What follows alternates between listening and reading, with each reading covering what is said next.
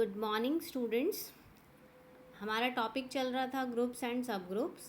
उसकी first exercise हम कर चुके थे। Now we start second exercise. Integral powers of an element of a group. Integral powers क्या होती हैं? अगर हम एक सेट लेते हैं जी और ऑपरेशन है हमारा multiplication and a belongs to G. Integral power का क्या मीनिंग है? अगर हमने ए इंटू ए किया दैट मीन्स ए को हमने 2 बार ऑपरेट किया, that is A square. Into A that is A cube and so on. इसी तरह से हम लिख सकते हैं A raise to power N belongs to G, और A raise to power N का जो इन्वर्स होगा that is A raise to power minus N belongs to G. हम इसकी कुछ प्रॉपर्टीज़ की बात करते हैं। ये प्रॉपर्टीज़ हमारी एग्जाम्पल्स में आगे काफ़ी ज़्यादा यूज़ होने वाली है, सम्स में भी काफ़ी काम आएगी। कि फर्स्ट थ्योरम है, if G star is a group then the identity element of G is unique. हमने पढ़ा था कि ग्रुप होने के लिए सेट में आइडेंटिटी एलिमेंट का होना ज़रूरी है। आइडेंटिटी एलिमेंट का होना ज़रूरी है, इसीलिए हम क्या करेंगे, अब हमें बताना है कि आइडेंटिटी एलिमेंट जी का जो है वो यूनिक होता है। यूनिक मतलब एक ही होगा, किसी एक सेट में एक से ज़्यादा आइडेंटिटी एलिमेंट एग्जिस्ट नहीं करेगा। तो हम मान लेते हैं if possible let E1 and E2 be 2 identity elements in a group G. तो पहले हम E1 को आइडेंटिटी एलिमेंट कंसीडर कर लेते हैं और E2 बिलोंग्स टू जी। क्योंकि E1 आइडेंटिटी है तो E1 और E2 को ऑपरेट करेंगे तो रिजल्ट एलिमेंट आएगा, यानी कि E2। E1 star E2 equal to E2 star E1। Also as E2 अगर आइडेंटिटी है और E1 belongs to G that is E1 star E2 equal to E2 star E1। From these two equations we get E1 equal to E2। तो हमने prove कर दिया कि अगर हम सेट के 2 आइडेंटिटी एलिमेंट लेते हैं तो वो दोनों सेम होते हैं, that means identity element of G is unique. Second part है, every element has a unique inverse. हर एलिमेंट का इन्वर्स यूनिक होता है। तो हम क्या करेंगे, let A be an element of a group G. तो हमने उसके 2 इन्वर्स ले लिए, B1 और B2। तो अगर B1 ए का इन्वर्स है तो A स्टार B1 भी आइडेंटिटी होगा, और B2 ए का इन्वर्स है तो A स्टार B2 भी क्या होगा, आइडेंटिटी। हमें शो करना है कि ये दोनों एलिमेंट्स इक्वल है, यानी कि B1 इक्वल टू B2। तो B1 को हमने लिखा B1 स्टार ई को हम लिख सकते हैं B1 star A star B2 that is equal to B1 star A star B2। B1 star A equal to identity star B2 equal to B2। तो हमने शो कर दिया B1 equal to B2, that means inverse is unique. Next theorem है हमारी, if G is a group with respect to multiplication then A inverse का inverse. जब हम 2 बार inverse लेंगे तो वापस हमारा A आ जाएगा, और AB का inverse that is equal to B inverse A inverse. अब देखिए A इंटू ए इन्वर्स का हमें पता है that is equal to identity. A into A inverse equal to A inverse into A that is equal to identity. इसका मतलब A inverse A का inverse है, और A इन्वर्स का इन्वर्स क्या हो जाएगा, A, यानी कि inverse of A inverse is A। तो A इन्वर्स का inverse that is equal to A। इसी तरह से हमें शो करना है AB का inverse equal to B inverse A inverse. उसके लिए ए बी को मल्टीप्लाई किया बी इन्वर्स ए इन्वर्स के साथ, बी और बी इन्वर्स को एक साथ कर दिया, A into B inverse into A inverse, B inverse that is equal to identity, A into E into A inverse that is equal to A into A inverse that is equal to identity. इसी तरह से अगर B inverse A inverse आगे ले लें और ए B को पीछे लें तो भी रिजल्ट हमारा ई आता है। तो हमने देखा ए बी को बी इन्वर्स ए इन्वर्स से मल्टीप्लाई करने से रिजल्ट आइडेंटिटी आता है। कोई भी 2 एलिमेंट जब मल्टीप्लाई होकर अगर आइडेंटिटी एलिमेंट देते हैं, इसका मतलब वो दोनों एक दूसरे के क्या होते हैं, इन्वर्स। तो इसका मतलब ए बी का inverse is equal to B inverse A inverse. Next theorem is cancellation law. Cancellation law क्या है, if G is a group under the binary operation star then both left and right cancellation law holds in G. A star B equal to A star C that is equal implies B equal to C. B star A equal to C star A implies B equal to C.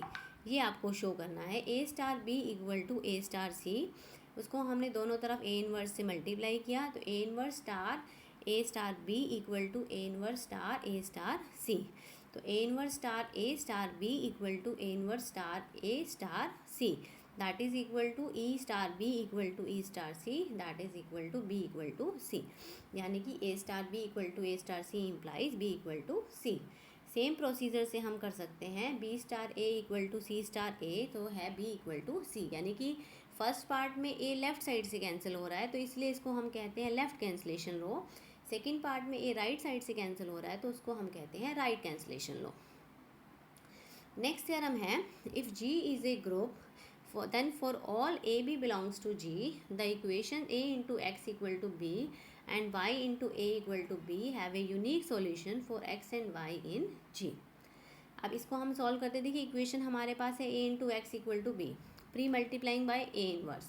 तो A inverse से हमने multiply किया तो A inverse into x equal to A inverse into B. तो A inverse into A into x equal to A inverse into B. A inverse into A is identity, identity into X is X, तो X equal to A inverse B. यानी कि A into x equal to B का जो solution है x equal to A inverse B. तो x equal to A inverse B is the solution of A into x equal to B. Again y into A equal to B, इसको हमने post multiplying कर दिया A inverse के साथ, तो y into A inverse equal to B into A inverse. तो A into A inverse combine हो गया तो y into A E equal to B into A inverse, that is y equal to B into A inverse. यानी कि इसके दो solution आ गए, A into x equal to B का solution x equal to A inverse B,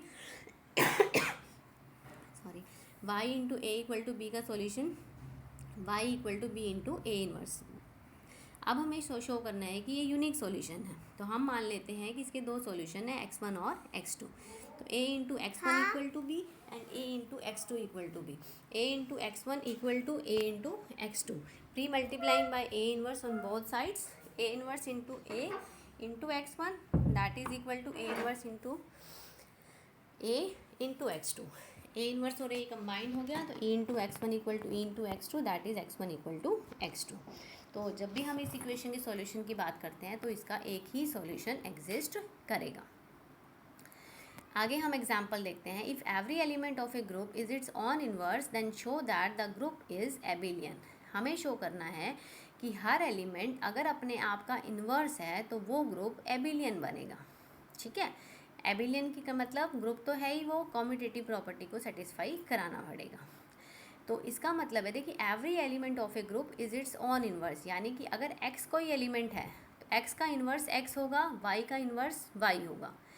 x का inverse x है तो इसका मतलब x और x को मल्टीप्लाई करेंगे तो रिजल्ट हमारा e आएगा। y और y पे ऑपरेशन लगाएंगे तो भी रिजल्ट क्या रहेगा, e, क्योंकि y का इन्वर्स है, x का इन्वर्स है। अब x और y अगर g के एलिमेंट हैं तो x स्टार y भी g का एलिमेंट रहेगा क्योंकि क्लोजर प्रॉपर्टी सेटिस्फाई होगी। तो x स्टार y को x स्टार y से ऑपरेट करेंगे तो भी रिजल्ट e आएगा। क्यों? क्योंकि x स्टार y का इन्वर्स जो है वो भी x स्टार y रहेगा क्योंकि हर एलिमेंट का इन्वर्स सेम है। तो x star y equal to e। अब g एबिलियन तब होगा जब x star y equal to y star x। अभी हमारे पास बना x star y equal to e। इसको हम सॉल्व करते हैं, बीच वाली दो टर्म्स को कंबाइन कर दिया, x star y equal to e। x का इन्वर्स है, y का इन्वर्स है, तो हमने प्री मल्टीप्लाई कर दिया x के साथ, पोस्ट मल्टीप्लाई कर दिया y के साथ। तो यहाँ से हमारी इक्वेशन बनी y star x equal to x star y, that means g is an abelian group. Next हम देखते हैं, if A square equal to E for all A belongs to G where G is a group then prove that G is abelian. अगर किसी भी element का square identity element आता है, for all A belongs to, उनके हर element का square क्या है, आइडेंटिटी, तो हमें शो करना है जी क्या होगा, एबिलियन। कैसे होगा, A square equal to E, A square का क्या मीनिंग है, A into A equal to E, A inverse से मल्टीप्लाई कर दिया, प्री मल्टीप्लाई, तो A inverse into A equal to A inverse into E. तो A inverse into A equal to A inverse into E, that means A equal to A inverse. तो हर element का inverse same आ गया। अभी हमने पढ़ा कि if every element is its own inverse then the group is abelian. तो हम इस रिजल्ट को अप्लाई करके हम कह सकते हैं कि हर एलिमेंट का इनवर्स अगर सेम है तो ग्रुप हमारा एबिलियन बनेगा। नेक्स्ट हम देख लेते हैं, prove that the group G is abelian if A B square equal to A square B square for all A B belongs to G। तो let G be an abelian group, we have to prove that A B square equal to A square B square. देखिए दो parts होंगे इसमें, अगर group abelian है तो A B का square equal to A square B square होगा, और अगर ग्रुप एबिलियन नहीं है सॉरी एबिलियन है तो A B square equal to A square B square होगा, और अगर A B square equal to A square B square है तो ग्रुप एबिलियन होगा। पहले हमने एज्यूम कर लिया कि जी एबिलियन ग्रुप है, तो A B square equal to A square B square हमें शो करना है। ए बी स्क्वायर का मतलब है ए बी को 2 बार मल्टीप्लाई करो, A B into A B, B और ए इकट्ठा हो गया ए इंटू बी, क्योंकि ग्रुप एबिलियन है तो बी ए को हम लिख सकते हैं ए बी, ए इंटू ए इकट्ठा हो गया, बी इंटू बी इकट्ठा हो गया, तो A square into B square. Conversely हमने एज्यूम कर लिया कि A B square equal to A square B square, यानी कि A B into A B equal to A square meaning A into A, B square meaning B into B, तो A into B equal to A into A B into B.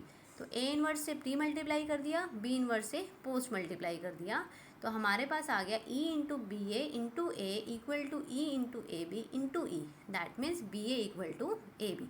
तो G is an abelian group. तो हमने ये show कर दिया कि अगर जी abelian है तो A B square equal to A square B square, और अगर A B square equal to A square B square है तो ग्रुप हमारा एबिलियन बनेगा। तो सेम रिजल्ट हमारे पास नेक्स्ट के लिए है, prove that if G is an abelian group then for all A B belongs to G then all integer n into B की power n that is equal to A की power n into B की power n। देखिए जो पिछला result था उसमें एबिलियन के साथ कंडीशन थी A B square equal to A square B square, इसमें यहाँ पे किसी एक इंटीजर n के लिए है a इंटू बी की power n equal to A की पावर n इंटू बी की पावर n। तो सेम प्रोसीजर रहेगा लगभग, ये आप अपने आप देखेंगे।